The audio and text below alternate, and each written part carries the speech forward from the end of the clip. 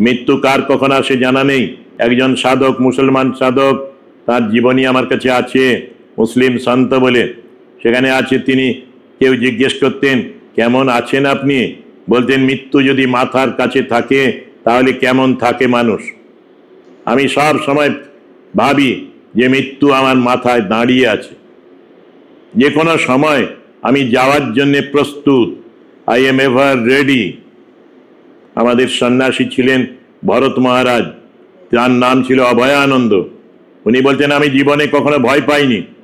মায়াবতীতে এটা পূর্ণবয়স্ক বাঘ তার মুখোমুখি হলেন, বাঘও দাঁড়িয়ে আছে, উনিও মুখোমুখি দাঁড়িয়ে আছেন, নিজের হার্টের কাছে টাচ করে দেখছেন হার্টবিট বাড়লো কিনা।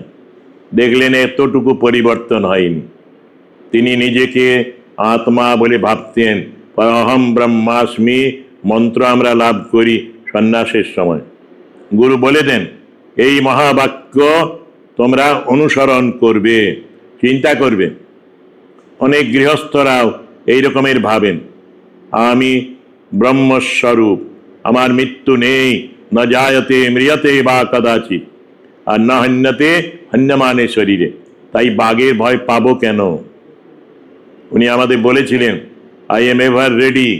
একদিন রাত্রিবেলায় আমাদের তখনকার প্রেসিডেন্ট মহারাজ, ষষ্ঠ প্রেসিডেন্ট শঙ্করানন্দজি, তিনি ডাকলেন, ভরত শুনতে পাচ্ছ গঙ্গায় মানুষের ক্রন্দন, যাও ওই ডুবন্ত মানুষগুলিকে উদ্ধার করো। গেলেন প্রথমে গঙ্গার ঘাটে, গিয়ে মাঝিরা ছিলেন, ওদের ওঠাবার চেষ্টা করলেন, বললেন এত রাত্রে যাব না, মধ্যরাত্রে। উনি বললেন আমার কাছে বন্দুক আছে। সত্যি তখন বেলুর মঠে বন্দুক ছিল, এখন লাগে না, এখন পুলিশ পাহারা দেয়। তো বললেন আমার কাছে বন্দুক আছে, গুলি করে দেবো। ওপরেই ছিল তার ঘরে, ম্যানেজার ছিলেন উনি। তখন ভয় পেয়ে নৌকো শুরু করলো চলা। মাঝ গঙ্গায় চারজন মাঝি, মাঝি নয় এরা শ্রমিক, পোস্তার শ্রমিক, এদের ঘর বাড়ি নেই। এরা বড় বড় নৌকো, খড়ের নৌকো ছিল গঙ্গার ধারে বরানগরে, ওতে ছিলেন। রাত্রে হঠাৎ জোয়ার আসে, বিরাট বান, এবং ওই অ্যাঙ্কার খুলে যায় নোঙর, তারপরে ভাসতে ভাসতে ডুবে যায় নৌকোটা ব্যালেন্স হারিয়ে। সেই সময় তারা সাঁতার জানতো না, ওই লেবারগুলি, তারা বাঁচাও বাঁচাও করে চিৎকার করেছে।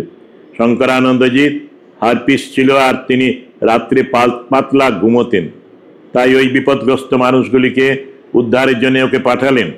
ভরত মহারাজেরও কোনো ভয় নেই, তিনি স্বাধীনতা সংগ্রামীও ছিলেন তার কৈশোরে যৌবনে। পরে এসেছিলেন বেলুর মঠে, জয়েন করেছিলেন, নাম ছিল স্বামী অভয়ানন্দ ভরত মহারাজ। আমরা জিজ্ঞেস করতাম কখনো আপনার ভয় হয়নি? বলে না, আমার নামটাই যে ছিল অভয়ানন্দ, ভয় শূন্য। I was ever ready.